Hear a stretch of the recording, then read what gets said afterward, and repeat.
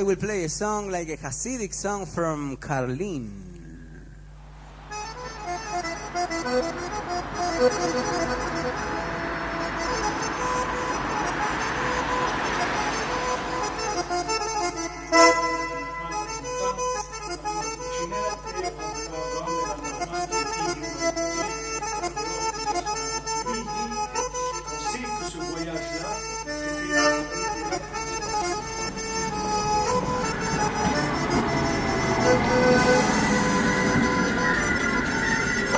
On est arrivé Lydia Yud, page 112.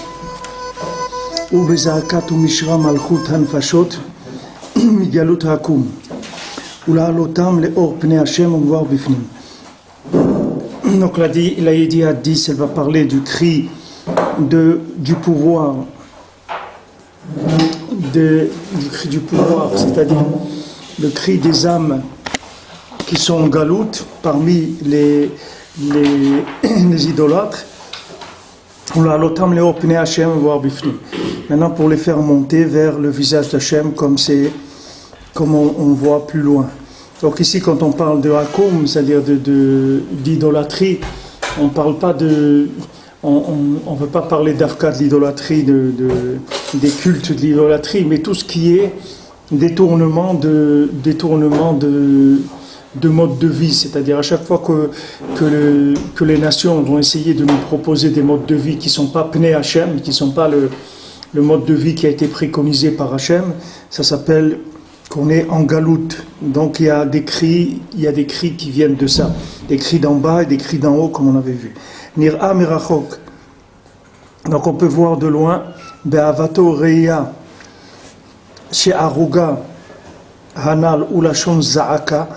Maintenant, quand Rabbeinu il a parlé de Aruga, c'est-à-dire de Mishra de Sakina, Aruga, c'est-à-dire un champ, une parcelle de couteaux, là il pousse des couteaux.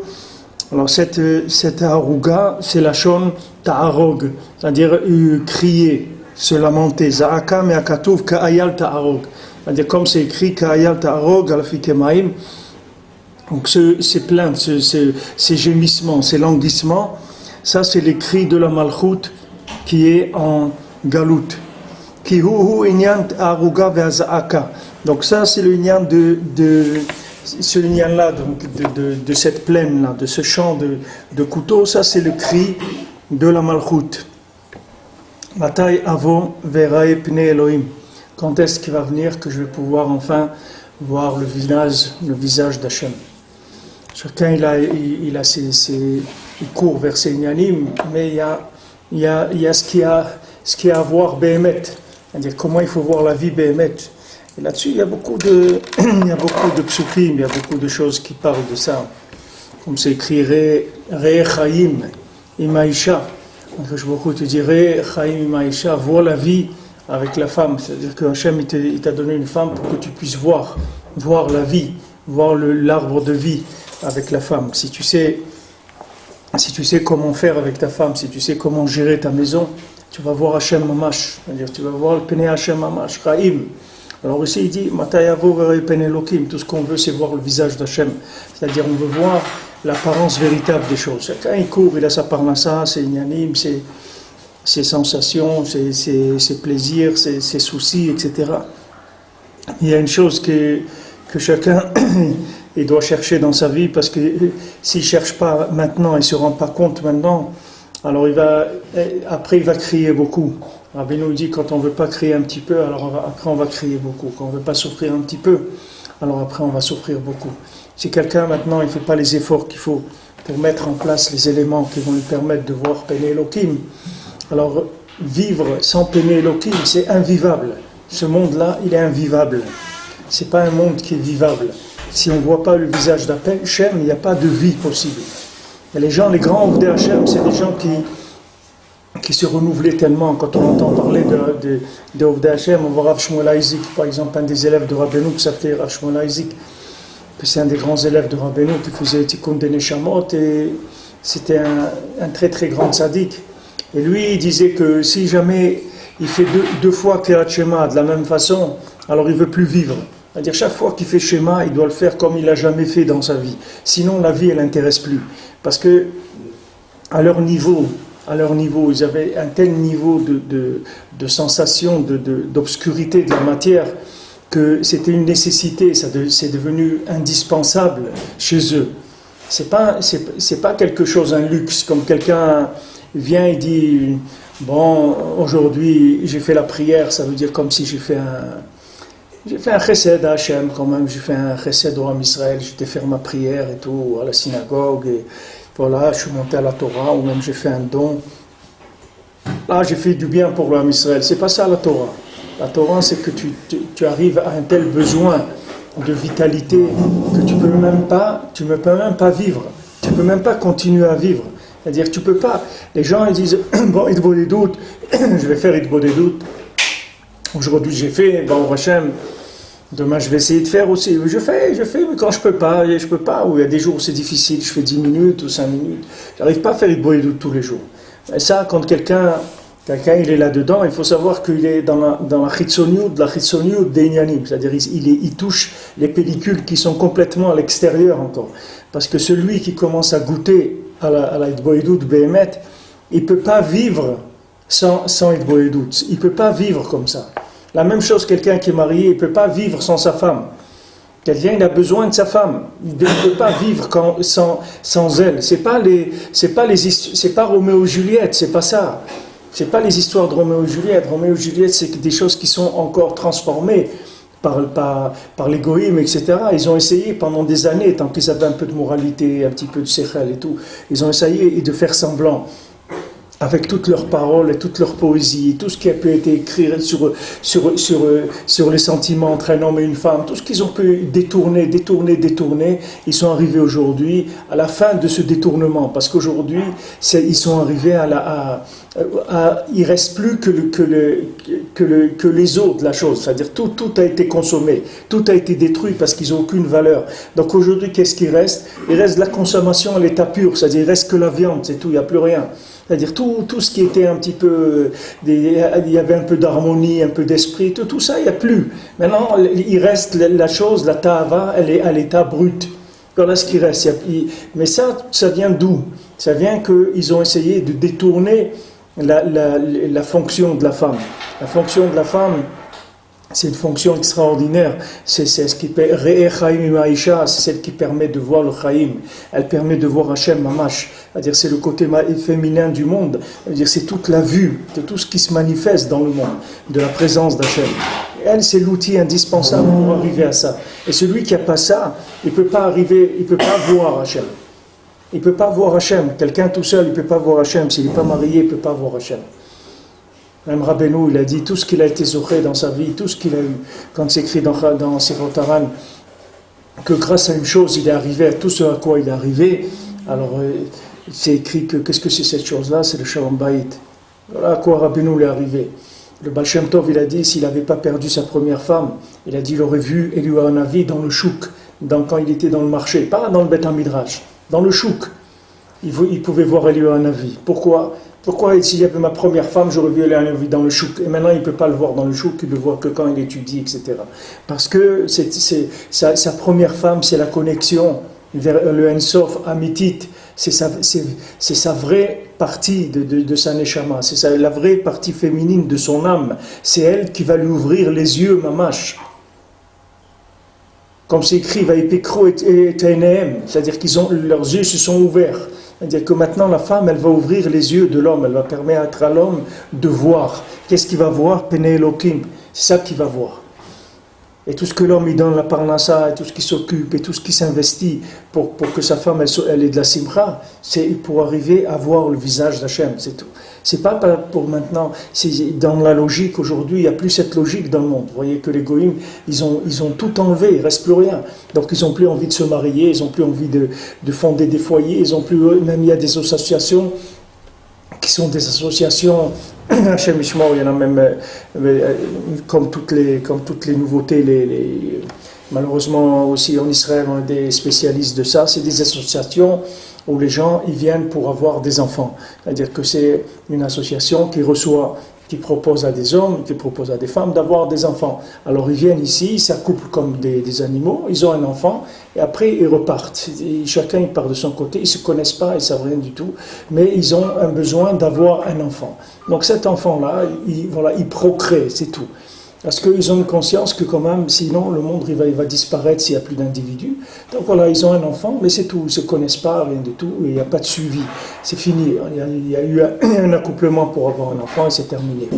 Voilà où le monde, il arrive.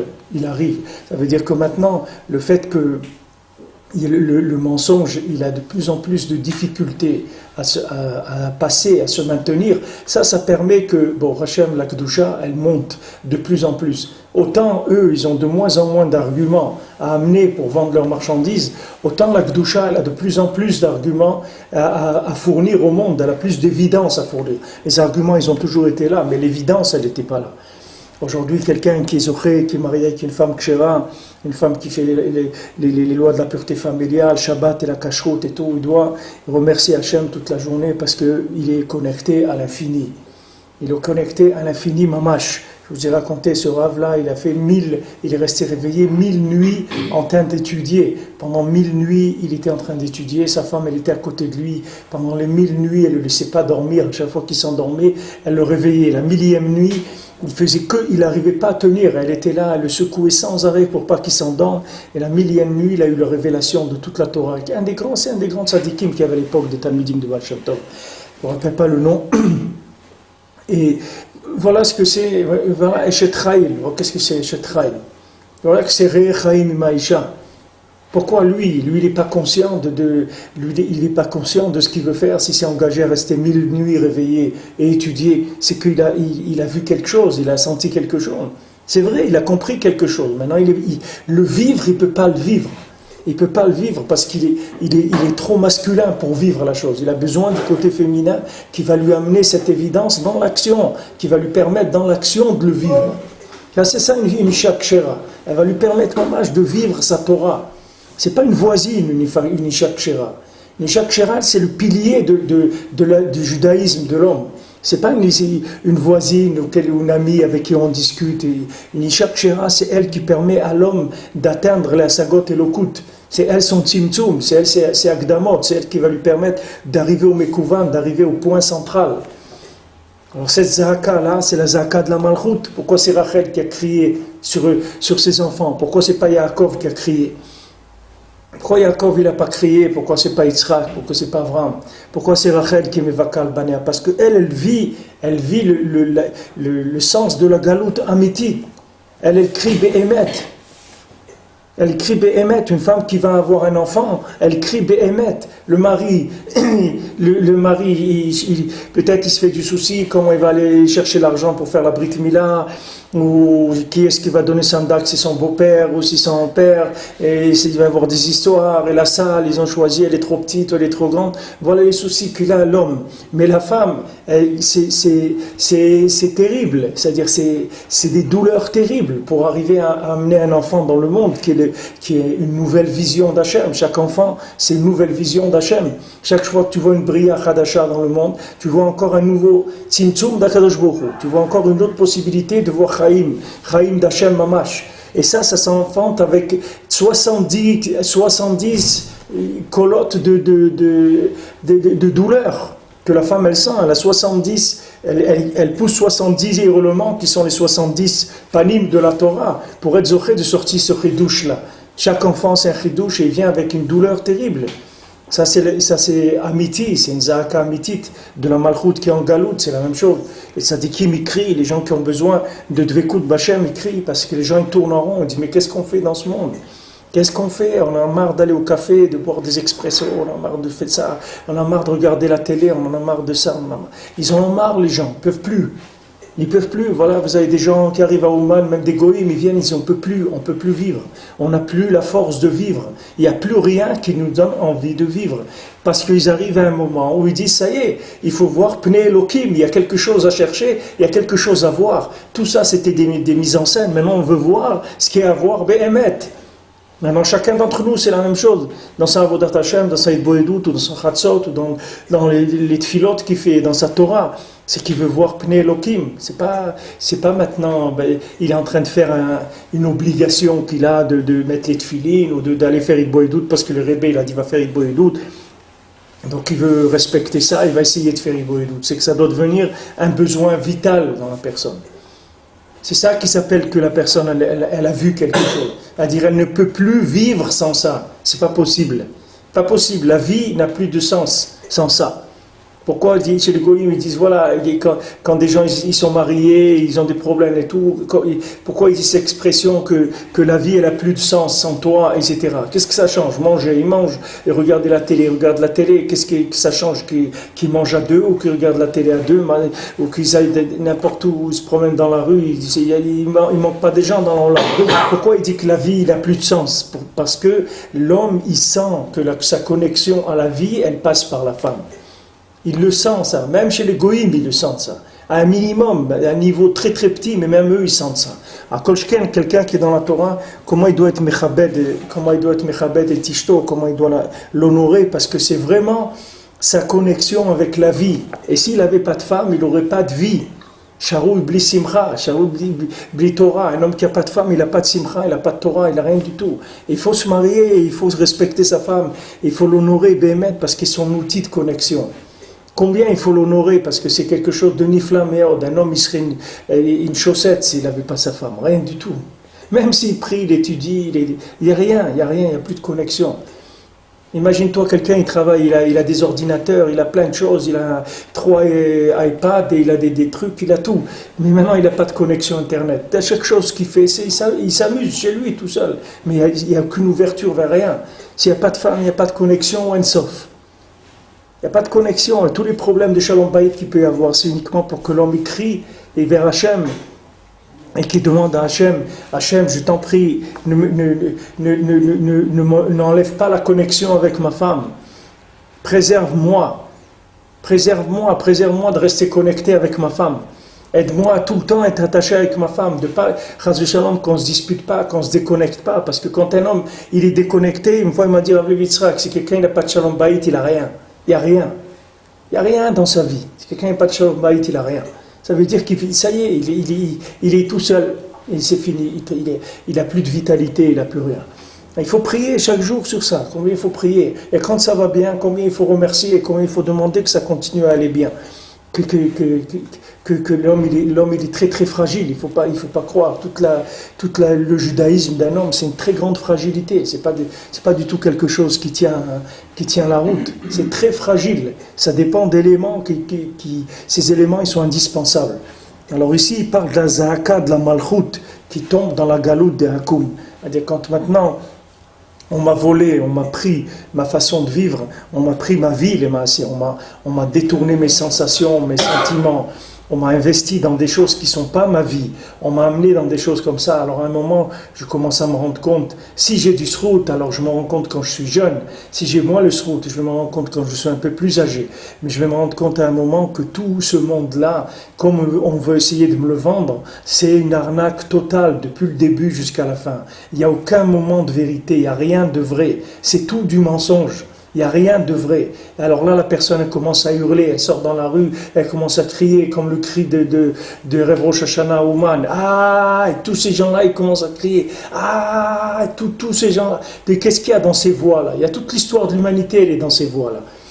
Chacun il est en train de crier sur quoi? Combien il s'est fait arnaquer dans sa vie? Combien on lui a vendu des choses qui étaient fausses? On l'a apprivoisé, on lui a fait connaître des choses, on l'a éduqué dans des sentiments qui sont faux. On l'a habitué à avoir des plaisirs dans des choses qui sont fausses. Et tout ça, il est prisonnier dans ces choses-là. Maintenant il crie pour sortir la malchoute. Il crie pour sortir son pouvoir. Je veux récupérer mon pouvoir. Je veux plus que mon pouvoir il appartienne à la Sitra Achara, je veux le récupérer, je veux le ramener vers moi. C'est ça la Zahaka qui dit ici. Maintenant, Zahaka c'est quoi? Je veux voir Hachem. Avant, nous, dans la Torah, on a parlé de ça. On a parlé du cri d'en bas, du cri d'en haut, du fait que maintenant, quand Amalek nous a attrapés, alors après on se met à crier pour sortir notre pouvoir qui a été volé par Amalek. Mais maintenant, ce qu'il amène ici, avec tous les passages qu'il y a eu avant, c'est que le Maasé, c'est ça le Derech HaChaim. C'est pour voir Chaim Mamash, pour vivre, pour s'appeler un être vivant, pour être vivant mamash. ידיעה י"א שבעניין הבנים העומדים במדרגת השחרית והחוכמת התא, au sujet des enfants qui se tiennent dans la madriga de shachrit, de la chokhmat tata, c'est-à-dire ce qu'on avait parlé shachrit, la shachrout, c'est-à-dire cette noirceur qui est les maasé, la façon de se préparer à la chokhmat tata, pour entrer dans chokhmat tata. Cette noirceur-là, c'est tout le côté technique qu'il y a dans la Torah, tout le côté des tzimtzumim, tout le côté des choses qui sont pas agréables à l'homme. Parce que tout ce qui est mesure, tout ce qui est temps, tout ce qui est contrainte, c'est pas agréable. Mais ces contraintes-là, ces notions de contrainte, toutes ces notions de contrainte, c'est elles qui donnent la vie, la vue pour pouvoir voir Hachem Mamash. Toutes ces tzimtzumim-là, ce sont des préambules pour entrer dans la chokhmah. On a besoin de ça. Comme quelqu'un qui apprend un métier. Quand quelqu'un il est doué dans un métier, alors il rentre et il commence à faire plein de choses. Mais quand on est doué, le problème qu'il y a, c'est que la personne, il faut qu'elle ait aussi le travail technique. Parce que si la personne, elle n'apprend pas dans la technique, à un moment, son don, elle ne pourra plus l'exprimer. Parce qu'elle n'a pas assez de support technique pour exprimer son don. Il faut apprendre la technique. Un juif, il doit apprendre à lire, il doit apprendre à étudier. Un juif, il doit savoir étudier le Chumash, la Mishnah, la Gemara, le Shulchan Aruch, le Midrash, le Zohar, tout. Parce que dans tout ça, il y a un côté technique. Ce côté technique, il va te permettre d'exprimer ce que tu as à l'intérieur. Parce que sinon, à un moment, tu vas être bloqué. Tu vas être bloqué, tu ne peux pas. Tu vas voir un musicien. Il y a des musiciens qui sont très bons musiciens, mais ils ne connaissent pas la musique. Ils ne connaissent pas le solfège, ils ne connaissent pas tous les instruments, le côté technique de l'instrument. C'est vrai que ce n'est pas agréable du tout, parce que ça rentre la tête dans des contractions, c'est petit. Tu te prends la tête à apprendre le solfège et à lire le solfège. Mais si tu ne sais pas lire le solfège, à un moment, tu vas vouloir t'exprimer, tu ne pourras plus t'exprimer, parce que tu n'auras pas les kélim pour exprimer ce que tu as à l'intérieur. Tu vas rester bloqué, tu ne vas plus avoir de son, de voix.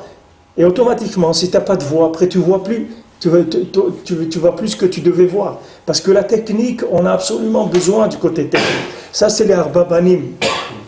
L'Arbabanim, Keneged Arbabanim d'Ibra Torah, chez la Shachrout. Cette Shachrout-là, qui donne Shachrit, qui donne Béhémet, la lumière. Ce soleil-là, il est sorti du matin. D'où il est sorti? Il est sorti de la nuit. Cette nuit-là, elle a été créée.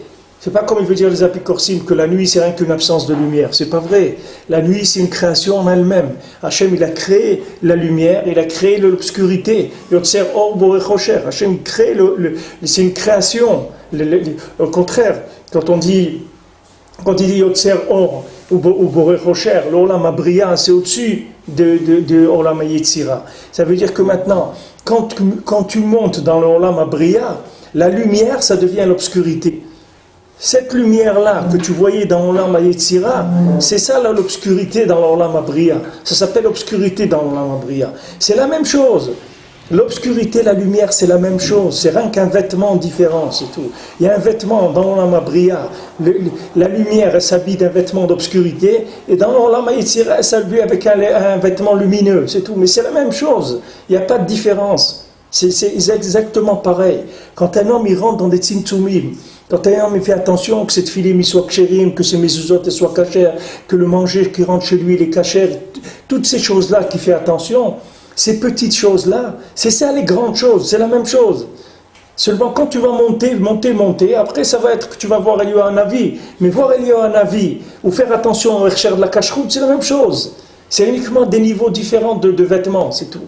Alors maintenant, quand tu passes par les petits vêtements, c'est-à-dire que tu commences à mettre des petits vêtements, c'est-à-dire à rentrer ton esprit dans de la technique, à part le cœur, bien sûr il ne faut pas oublier le cœur, parce que de la technique ça ne vaut rien du tout, mais que quand quelqu'un, son intention c'est d'exprimer le cœur, mais il rentre aussi dans la technique, alors après il va arriver à s'exprimer de façon extraordinaire, parce qu'il va avoir des outils. Ces outils vont lui permettre de rentrer plus, de rentrer à l'intérieur, d'arriver à comprendre des choses, à vivre des asagot et lokut. Mais ces asagot et lokut qui sont très grandes, elles commencent avec des petites choses en bas. Là c'est les arbabanim, c'est shachrout, et shachrout c'est shachrit, c'est la même chose. Shachrout c'est shachor noir, et shachrit c'est shachar, c'est le matin, c'est la même chose. Cette shachrout c'est elle qui donne shachrit, c'est la même chose. À un endroit elle s'appelle shachrout, et à un autre endroit elle s'appelle shachrit. Ça dépend de quel olam tu te trouves. Mais c'est la même chose, dans l'essence des choses, c'est la même chose. Et si tu montes encore plus haut, tu vas trouver encore d'autres notions qui sont beaucoup plus raffinées encore que l'obscurité, que la lumière. Et elle aussi, c'est la même chose que c'est. Mais seulement en descendant, ça donne ces apparences-là. Ça s'habille comme ça. Dans la vie de chacun, c'est pareil. Les éléments pratiques avec lesquels il travaille, ses outils de travail, son travail, sa parnarsa, tout ça, c'est la même chose que le Olam Hatzilut. C'est pareil pour lui. Mais seulement quand ça descend, de ce monde-là, de l'émanation jusqu'à lui, ça donne un travail, que quelqu'un vient, il se déplace, il prend le bus, il va là-bas pour travailler, ou il appelle, ou il travaille dans des dossiers, ou il fait n'importe quel travail qu'il fait, manuel ou intellectuel, ou n'importe quoi. Ce travail-là, quand tu remontes vers le haut, tu vas arriver jusqu'au Olam Hatzilut. Maintenant, il a mis ce lévouche-là. C'est ce vêtement. Ce vêtement, c'est qu'il va, il travaille 7 heures, 8 heures par jour. Ça, c'est son vêtement. Maintenant, quand il va monter un petit peu, il va changer de vêtement. Au lieu qu'il travaille 8 heures par jour, il va travailler 4 heures. Et 4 heures, il va mettre un autre vêtement de Torah et de Tfila. Et encore, s'il raffine, il va passer à un autre niveau. Et après, même s'il fait toute la journée Torah et Tfila, il y a des milliers de niveaux dans Torah et Tfila. Après, s'il continue à chercher, il va monter. Sans arrêt, il va changer de vêtement, il va raffiner le vêtement. Jusqu'à qu'à 120 ans, il rentre dans sa tombe et on lui donne un vêtement entièrement spirituel. C'est-à-dire, il a Ktonet or, il n'a plus Ktonet or, comme on dit, c'est plus un habit en peau, c'est un habit en lumière. Mais l'habit en peau, c'est comme l'habit en lumière, c'est la même chose, seulement c'est plus bas, c'est tout. Adam Arishon et Chava, quand ils ont mis après un habit matériel, c'est la même chose que l'habit de lumière qu'ils avaient. Seulement, comme ils sont descendus plus bas, puisqu'ils ont mangé de l'arbre de la connaissance du bien et du mal, maintenant le vêtement est devenu plus épais. Hachem, il avait prévu pour eux quelque chose de beaucoup plus raffiné. Hachem, il ne voulait pas que l'homme il descende là où on se trouve aujourd'hui. Alors, il voulait que l'homme il démarre à un niveau beaucoup plus élevé. Maintenant, l'homme il a fauté, il a mangé de l'arbre de la connaissance du bien et du mal. Donc, il est tombé. Quand il est tombé, maintenant, il a mis un vêtement plus épais. Mais ce vêtement plus épais, c'est lui qui va lui permettre d'arriver au vêtement de lumière. Si maintenant il dit, ah non, maintenant je veux plus, ça y est, je fais tchouva, et Mechila, c'est tout, ça y est. Mechila, ça y est, on recommence. Non, tu ne peux plus recommencer, c'est fini. C'est fini, tu ne peux plus. Quand ils ont dit on ne rentre pas en Eretz Israël, Hachem dit bon, vous ne voulez pas rentrer en Israël, vous ne rentrerez pas en Eretz Israël. Après ils ont dit non, Mechila, on y va. Il n'y a plus mon cher Rabbeinu a dit il n'y a pas à aller, vous ne pouvez plus aller, c'est fini. C'est fini, vous avez dit non. Hachem vous a dit de rentrer en Eretz Israël, vous avez dit non, ça y est, maintenant il faut attendre que le train passe une autre fois. Et je ne sais pas combien de temps ça mettra, mais la prochaine fois il va repasser. Mais maintenant n'essayez pas d'aller, ça ne va pas marcher. Ils ont quand même voulu aller, ils se sont tous fait tuer. Parce que ça y est, il y a un moment pour chaque chose. Maintenant, il ne faut pas croire que maintenant, quand quelqu'un il a fauté, alors il est malheureux, etc., parce qu'il a fauté. Alors maintenant, qu'est-ce qu'il a? Il a un vêtement plus épais. Il a épaissi son vêtement, d'accord? Comme quelqu'un des lunettes, il lui manquait 10%, après 20%, après il a des lunettes énormes, ok? Maintenant il a des lunettes énormes, maintenant il va travailler avec ses lunettes énormes, petit à petit. Et après on va lui raffiner jusqu'à qu'il trouve la vue sans lunettes. C'est-à-dire que maintenant quand quelqu'un il faute, il descend. Qu'est-ce que ça veut dire descend? Ça veut dire qu'on va lui livrer des vêtements plus épais. C'est-à-dire qu'il va descendre, il va brasser plus dans la matière. Avant c'était de la lumière, après c'est devenu de l'eau. Et maintenant c'est plus de l'eau, c'est de la boue. Après ça devient du béton, après ça devient du granit. Et il va travailler là-dedans. Mais c'est pareil. C'est-à-dire que maintenant lui il va chercher Hachem dans le granit. Et c'est un chesed qu'Hachem il lui fait. Il ne faut pas croire qu'il est en train de faire les travaux forcés. C'est un chesed qu'Hachem il lui fait. Que là où il est, il lui donne toujours un vêtement pour le récupérer. Là où il est. Il lui dit maintenant tu es tombé, tu as fauté, ok voilà, prends ce vêtement là maintenant. Avec ce vêtement tu vas me chercher. Et si Rachfelom il faute encore, voilà un vêtement encore plus épais, voilà tu vas me chercher avec ce vêtement. Hachem tout le temps il revient vers l'homme. Jamais il le laisse. Mais seulement lui, il garde l'orgueil d'avant. Tu comprends? Il dit, Hasra, avant j'avais ça, avant j'étais comme ça, mais ça y est, laisse tomber avant. Maintenant tu as fauté, tu es descendu.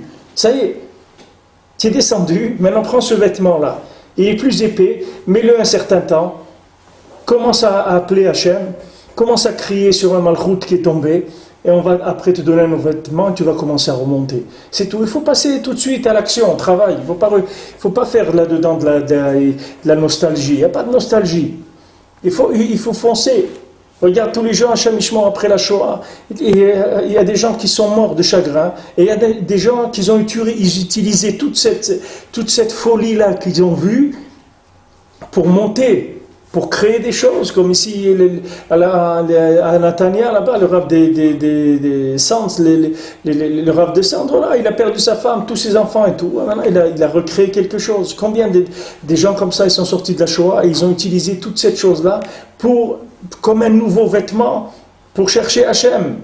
A dit, ah bon, on a voulu nous détruire, alors maintenant, avec ça, on va reconstruire à partir de ça. À partir de ça, on va construire et ça va repartir de plus belle, etc. De toute façon, l'homme, il n'a pas le choix. C'est pas la peine qu'il fasse de la mandoline. Ça sert à rien. Il n'y a personne qui va l'écouter. Pas la peine qu'il joue de la mandoline, qu'il soit dans la mélancolie, ça sert à rien. Ça sert à rien. Quelqu'un, il a perdu un être cher ou truc. Alors, qu'est-ce qu'il va faire? Il va pleurer sur lui? Il n'y a rien à pleurer. Qu'est-ce que tu peux faire pour lui maintenant? Voilà, ce que tu peux faire pour lui, c'est de progresser. C'est ça que tu veux faire. Quelqu'un, il veut faire Kibbutz Avayim, quelqu'un, il veut faire honorer ses grands-parents, ses ancêtres, etc. Qu'est-ce qu'il fait? Eh bien voilà, il s'engage, il avance.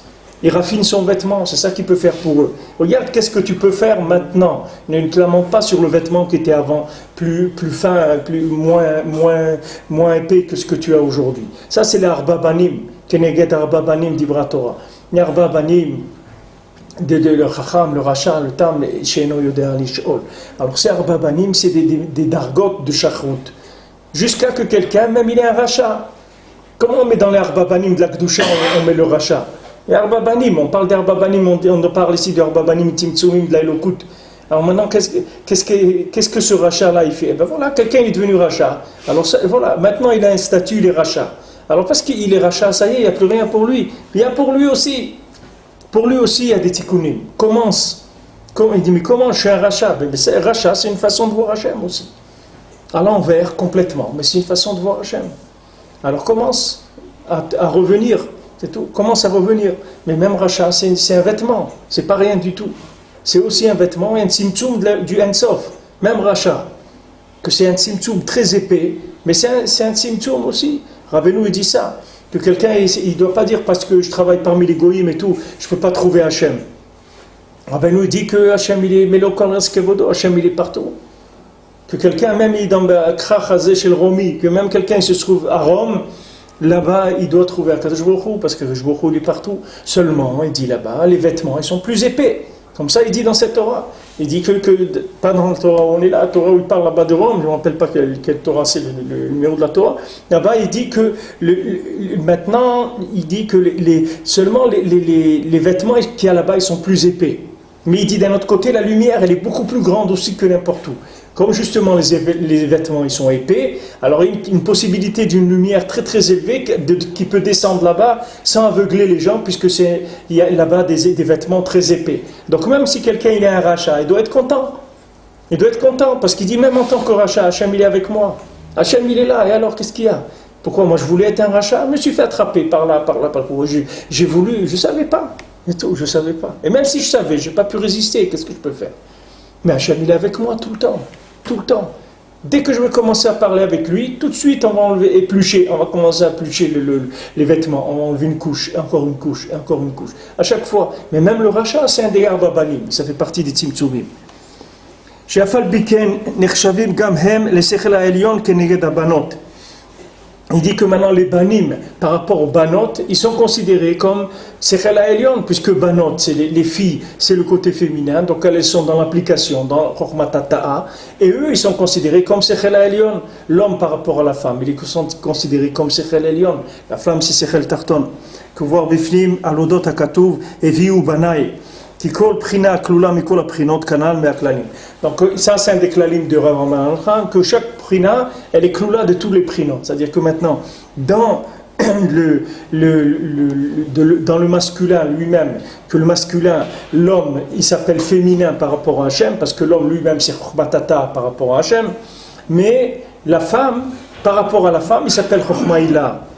L'homme par rapport à Hachem, il s'appelle Chokhmatata, mais par rapport à la femme, il s'appelle Chokhmaïla. C'est-à-dire que par rapport à la femme, c'est lui qui va être celui qui va donner les notions élevées à la femme. La femme, elle va recevoir des notions de son mari pour l'application. Elle doit recevoir de son mari de sa Torah, c'est son mari qui va lui donner, et après elle va appliquer. Et lui, il doit recevoir de son Rav. Et son Rav, lui, il reçoit d'Hachem. Le tzaddik, il reçoit d'Hachem, et le tzaddik, il donne Moshe Kibel Torah Sinaï, Sarah Yoshua, etc. Le tzaddik, il reçoit d'Hachem directement, et l'homme, il reçoit du tzaddik, et l'homme, il transmet à sa femme. Et après, la femme, elle va transmettre aux enfants. Al titosh Torah timecha. C'est la mère qui donne la Torah. C'est pas le père. Le père, il va donner des notions théoriques, mais la vraie Torah, qui va être vécue par les enfants, c'est la maman qui va la donner. Nira mivuar medvar av shelahem, qu'Avraham, avoir bifnim. Donc, qu'est-ce que c'est Avraham? Qu'est-ce que c'est Av Amon Goïm? C'était Avraham, c'était un père de beaucoup de gens. Il était père de beaucoup de gens, puisqu'il a fait des milliers et des milliers de gens qui les a rentrés, Tachat Kanfer Shrina, les a rapprochés d'Akadosh Baruch Hu. Chez Nafshlo et Halal Kulam, Liot Bimadregat Asechel Elyon, chez Mashpi Abahem. Voilà, lui, Avraham Avinu, il était Av Amon Goïm, c'est-à-dire que lui, il s'appelait père, il s'appelait Chorma, par rapport à Amon Goïm, à tous les gens qu'il a rapprochés. C'est-à-dire que lui, il s'est élevé pour être Madrigat de Sechela Elion, qui était Mashpia sur eux.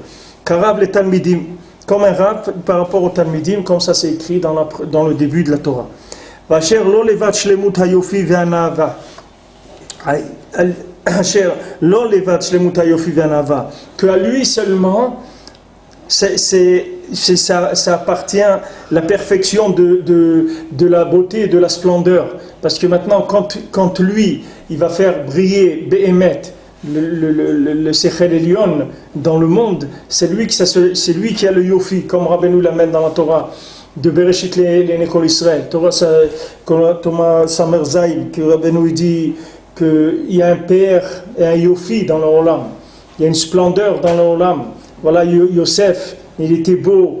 Il parle Rabbeinu du Etrog, de la beauté du Etrog, quand Rabbeinu l'a fait le sped pour le Rav Yitzhak de Berditchev dans cette Torah qui était niftar quelques jours avant, puisque le Rav de Berditchev il est niftar en Tishri, au début de Tishri, je ne sais pas quel jour, mais au début de Tishri. Le Rabbeinu l'a fait un sped sur Rav Yitzhak de Berditchev, il l'appelait Père Ador, Rabbeinu l'appelait la splendeur de la génération, c'était Rav Yitzhak de Berditchev. Donc ces tzadikim là, eux c'est le PR de toute la génération. Le PR, c'est-à-dire c'est eux qui font briller la chokhma ila dans le olam. Ça passe par eux.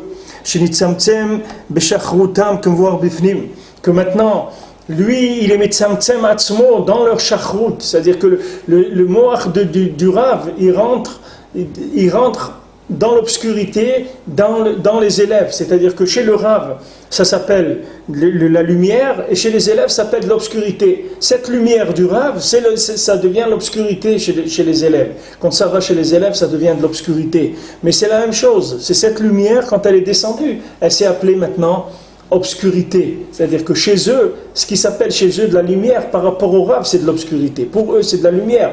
Comme eux, par rapport au niveau en dessous, ça va aussi être considéré comme de la lumière par rapport au niveau en dessous. Maintenant, le Rav lui-même, pour lui, c'est de l'obscurité, ça. Comme Rabbeinu, avant d'aller en Eretz Israël et tout, quand il est revenu d'Eretz Israël, il ne voulait plus qu'on écrive les Torotes qu'il avait dites avant Eretz Israël, parce que pour lui, c'était plus des choses qu'il fallait écrire. Alors que ces Torotes-là, c'est sûr que pour les gens, c'était des très grands chidushim, mais pour lui, c'était plus rien du tout, parce que Eretz Israël, ça l'avait propulsé dans un autre niveau complètement, donc il ne voulait plus parler de ces choses-là. Il voulait une autre saga de la Torah. Va'in lekaman beyedia, shesham mosif ledaber binyan ze, ve'ot tosif lekach, on dit maintenant, donc on va voir plus loin que maintenant il est motif de parler de cette chose-là, c'est-à-dire parler encore de ça, et encore tu vas ajouter, c'est-à-dire tu vas comprendre plus quand tu vas rentrer là-bas. C'est-à-dire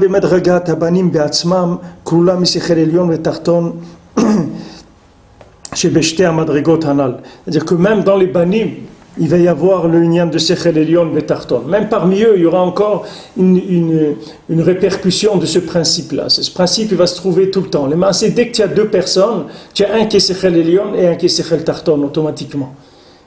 Des fois, c'est sur certains points, c'est pas entièrement comme ça ou entièrement comme ça. Des fois, un, il est Sechel Elion par rapport à l'autre, l'autre, il est Sechel Tarton par rapport à lui, et lui, et vice-versa. Ça dépend des points où chacun, il a décroché la malchoute. Combien chacun il est arrivé à se soumettre à la malchoute. Chez Arba. Donc ici, il y a Arba Banim. Asher les fizé, mimela mevoar. שהבן חכם נבחר והתעלה על כולם לחשב כנגדם בעלות החוכמה והשכל העליון. Maintenant d'après ça, le fils Chacham, lui, il est au-dessus de tous Pourquoi? Be'alot ha-chokhma va-sechel ha-elyon. Parce que lui, il s'appelle Ben Chacham, Ismach Lev, et Av, c'est-à-dire un fils Chacham, il réjouit le cœur du père. Parce qu'un fils Chacham, c'est celui qui a fait descendre le sechel du père dans le Olam. Et maintenant, juste à côté de lui, il a le Racha, qui est l'opposé du Chacham. C'est-à-dire un Chacham qui n'a pas réussi, il devient un Racha. Il ne peut pas devenir ni un Tam, ni un Sheodéa Lishol. Si un Chacham il échoue, il devient tout de suite un Racha. Comme il a dit Rav Chaim Vital. À l'âge de 16 ans ou 17 ans, il y a un Nisayon. S'il n'avait pas été au maître dans ce Nisayon, dans cette épreuve, il serait devenu le plus grand Racha de la génération.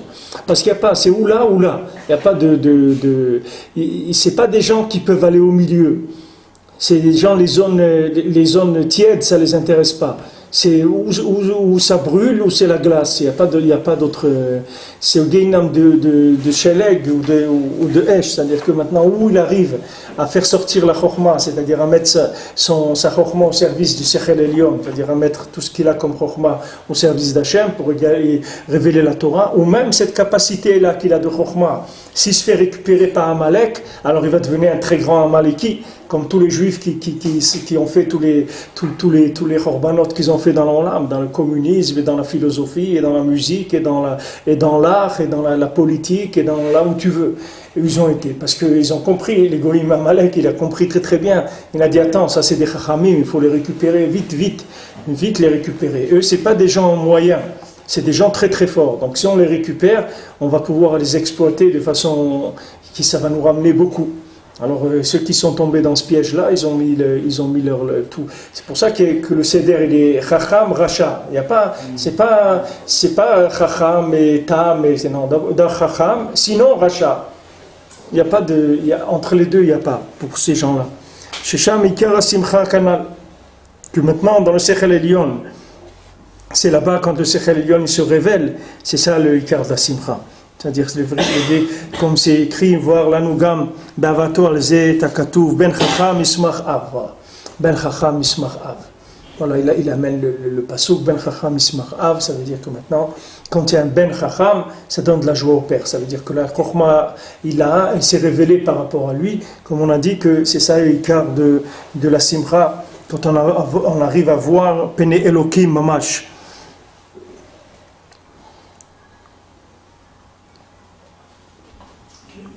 Yaakov, quand il a envoyé Yosef vers ses frères, il savait qu'il était en danger, parce qu'il savait qu'il y avait une animosité contre lui, mais il savait également que pour guérir la princesse, il avait besoin des 10 mélodies, que le restant des mélodies était chez ses frères. Même si c'était un tzaddik et Sodom, il a besoin des autres pour pouvoir arriver à faire sa mission. Bien sûr, Rabbeinu il a dit sans Rabbi Nathan, il serait resté de lui. C'est ce qu'on a étudié, je ne sais pas quand on a parlé de ça dans le shiur, que quand tu montes, tu deviens fragile. Plus tu montes, plus tu deviens fragile. Quelqu'un qui n'est pas marié, il peut faire l'homme et la femme en même temps. Il se fait de la cuisine, il fait ça, etc. Mais quelqu'un qui est marié, il ne peut plus faire les deux, c'est fini. On peut comprendre que malgré l'opposition qu'il savait de ses enfants, sur Yosef, il aimait beaucoup, il savait qu'il était en danger en l'envoyant chez eux. Et il y a quelque chose qui est encore plus grand que ça, c'est que les... Non, il n'était pas en danger. C'est-à-dire que là où il a envoyé Yaakov, il n'était pas en danger. Yaakov, il l'a envoyé à Shrem. Shrem, c'est l'endroit de Yosef. Il n'y a personne qui pouvait lui faire de mal à Shrem. Lui, quand il a été à Dotan, là, il est sorti des Simtsumim. Mais lui, dans son makom, c'était Ben Chacham, qui est Yosef, que Béhémet, comme c'est écrit, Ben Skunav, c'est-à-dire que c'était le fils le bâton de vieillesse, comme on dit en français, de Yaakov. C'était Yosef. Ça veut dire quoi, le bâton de vieillesse? Ça veut dire que c'est toute la chokhma de Yaakov, elle était dans Yosef. Mais Yosef, lui, il avait une shlita jusqu'à Shrem. À Shrem, il devait s'arrêter et revenir. Il n'avait pas l'obligation d'aller les chercher plus loin. C'est un rapport avec Dina qui a été violenté à Shrem également. C'est sûr qu'il y a un rapport avec le Nyan de Dina, c'est Vadaï. C'est Vadaï qui a un rapport avec le Nyan de Dina. Parce que le Nyan de Dina avec Shrem, si tu veux, c'est le manque de maturité de Esav par rapport à par rapport à Yaakov. C'est-à-dire, si Esav s'était soumis à Yaakov, alors il n'y a pas eu ces problèmes-là que Dina, elle a été obligée de passer par le lien de Shrem. Le lien de Shrem, c'est-à-dire le lien de Shrem ben Hamor, c'est ce qu'on voit ici, Karna de Hamra, c'est-à-dire c'est le lien avec Karna de Hamra, c'est-à-dire avec quoi on va récupérer la Malchut. Karna de Hamra, que c'est une lien et il y a écrit là-bas que chacun, j'ai vu quand j'ai vu ça, mais que chacun des Shevatim, il avait une jumelle avec lui. Chacun, il est né avec une sœur, une jumelle. C'est-à-dire chacun de Shevet, il avait une jumelle avec lui. Il n'est pas né seul. C'était toujours deux. Il y avait un garçon et une fille tout le temps. Parce que par rapport à ce qu'on étudie ici, il avait sa jumelle, c'est-à-dire il avait sa et je ne sais pas qu'est-ce qui est écrit pour Dina. Ouais. Mais pour Dina, je ne me rappelle pas, mais il y a quelque chose d'écrit à ce sujet-là. C'est Vadaï. Parce que Dina, c'est-à-dire le nom lui-même, le lien du Din, il avait besoin d'être mitmatek, c'est-à-dire que ça veut dire, il y avait la matière, elle n'avait pas été assez révélée en divinité, ça fait que ça a amené la rigueur. Comme ça a amené de la rigueur, après c'est allé passer chez Shrem, que Shrem c'est le contraire. Comme maintenant nous, on est en train le monde ici est en train de se rééquilibrer, et qu'on utilise la clipa de Ishmaël pour rééquilibrer Esav, parce qu'Esav il est rentré tellement dans la rigueur, c'est que Ishmaël qui peut le rééquilibrer. Ishmaël il vient avec sa dilettante totale, il va complètement le calmer à Esav. Esav lui il est tout le temps dans les rigueurs, il est rouge, il est tout le temps dans le sang, il est tout le temps en train de bouillonner. Maintenant Ishmaël il va le calmer. Ishmaël il a envahi l'Occident pour calmer l'Occident, c'est-à-dire pour le faire aller plus doucement dans leur façon de consommer, etc. Ils vont être obligés de ralentir. Ils ont déjà ralenti, ils vont ralentir encore beaucoup plus que ça. C'est l'équilibre du monde. C'est le même principe, c'est le même lien que Dina avec Shrem, c'est la même chose qu'on vit aujourd'hui. Que si tu veux, les extrêmes, Hachem il fait qu'ils se rassemblent pour pouvoir s'équilibrer. Et Ishmaël, maintenant, il sert la cause, si tu veux, de l'humanité. Lui, il ne sait pas ce qu'il fait. Mais il sert la cause de l'humanité en adoucissant Esav. Le fait qu'il est présent chez Esav, il l'adoucit. Puisqu'il rentre des chassadim, il rentre dedans si tu veux, il calme la rigueur de Esav. Zakoubarour.